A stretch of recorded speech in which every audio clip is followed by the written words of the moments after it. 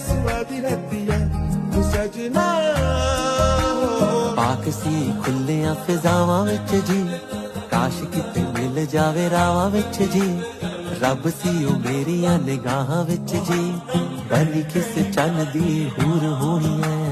बैठी किथे बदलां तो दूर होनी है, मेरे वांगू भी मजबूर होनी है। तेरे बिना बेसुआदी रहती है तू सजना। पाक सी खुलियां फिजावां विच जी, काश किते मिल जावे रावां विच जी।